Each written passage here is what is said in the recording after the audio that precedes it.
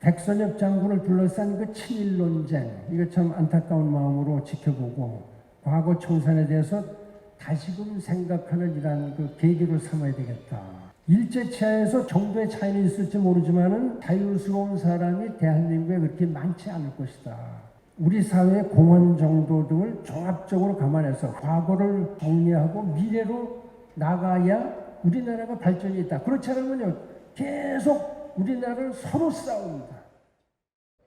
글로벌 리더십이 사라진 세계, 한국의 선택은 이라는 주제로 특별 강연을 해 주시겠습니다. 여러분, 이 남북 관계는 사실 국내적인 정치의 목적으로 북한 문제를 다뤄봐왔다고 또 볼 수 있습니다. 새로운 정책과 접근법을 대통령마다 바꿨습니다. 심지어 같은 정당에서 대통령이 이어지더라도 다른 정책을 취했죠. 북한 문제를 특정 정권의 어떤 그 업적으로 삼으려는 시도가 계속이 되다 보니까 결과적으로 빨리빨리 성과 지상주의다. 이런 식으로 나가니까 결과적으로 북한의 입장에 계속 우리가 말리는 이런 상황이 됐다. 북한은 김일성부터 김정일, 김정은 3대째 똑같은 이야기, 똑같은 방침을 가지고 있다. 이런 점을 우리가 간과해서는 절대 안 된다. 북한의 그 완전한 비핵화를 최종 목표로 해야 된다. 이것이 민족 문제이지만 민족 문제를 너무 앞으로 내서는 안보가 우리가 살 수 있어야 민족이 있는 겁니다.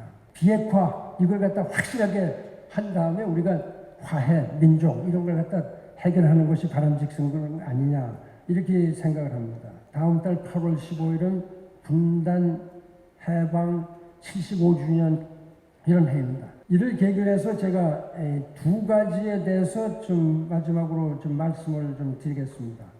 첫째, 이 과거 청산 문제가 우리 사회를 계속 분열시키고 있습니다. 한국 전쟁의 영웅으로 국외 선봉에 계셨던 그 백선엽 장군께서 지난 며칠 전에 어제 그 이제 국립묘지 대전에 그 묻히셨는데 백선엽 장군을 둘러싼 그 친일 논쟁, 이거 참 안타까운 마음으로 지켜보고 과거 청산에 대해서 다시금 생각하는 이러한 그 계기로 삼아야 되겠다.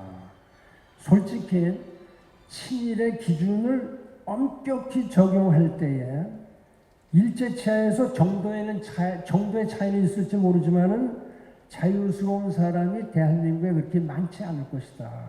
저는 이렇게 생각합니다. 독립운동가라든지 독립군으로 활동한 이런 분들 빼고는요.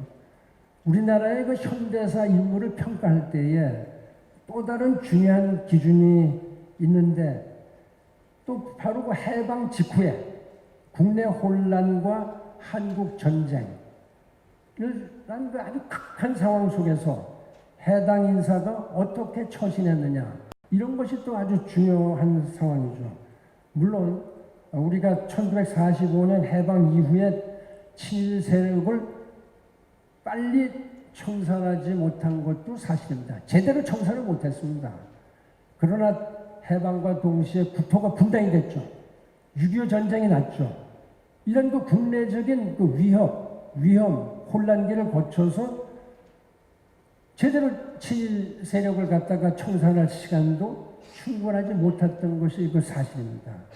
이 과거 청산이라는 이름으로 이렇게 할 때 그러면 옥석을 다 한꺼번에 다 태워버리는 이런 그 상황이 된다. 우리 인간의 완벽한 사람, 100% 완벽한 사람은 아무도 없다. 저는 이렇게 생각을 합니다. 어떤 사람의 삶, 그 전체를 관통해 보면서 우리 사회의 공헌 정도 등을 종합적으로 감안해서 흔히들 이야기하는 07과삼 이런 정신으로 과거를 정리하고 미래로 나가야 우리나라가 발전이 있다. 그렇지 않으면요, 계속 우리나라를 서로 싸웁니다. 둘째, 그 통일 문제에 대해서 좀 말씀을 드리겠습니다. 지금 이제 통일 문제를 우리 거의 식어가고 있는 거 아니냐. 이것이 민족의 아주 가장 중요한 우리 그 에스피레이션이죠. 열망이죠. 여망이죠. 조국 통일은 우리의 역사적 과제임을 잊지 말아야 합니다. 독일은 그 자신이 세계 전쟁을 일으키고 분단이 됐죠. 동서독으로. 그러나 분단이 돼 있는 분단돼서 통일될 때까지 같은 민족 간의 전쟁을 안 했습니다. 우리는 같은 민족 간의 전쟁을 했습니다. 지금 그때 전쟁해서 군인들이 총을 쐈는데 그 사람들이 동족을 죽였다고 이렇게 얘기하는 사람도 있습니다. 그건 언어 도단이죠. 이런 상황을 우리가 어떻게 지식인들이 소위 그 지식인들이 그런 식으로 이야기를 하면은 우리나라 어디 가서 씁니까? 대한민국 국민 어디 가서 어느 편에 서야 됩니까? 우리 자손들한테 뭐를 가르쳐야 되겠느냐? 이런 상황 하에서 독일은 역대 총리들이 이 민족 화해를 도모하기 위해서 많이 노력을 했다. 우리는 지금 어떻게 하고 있느냐? 지속 가능한 대북 협력 청사진을 가지고 있느냐? 분단 백중해야 됩니다. 통일에 대비해서 남북한의 사회 재통합, 인테그레이션, 이거 준비가 돼 있느냐? 저는 안 돼 있다 이렇게 생각합니다.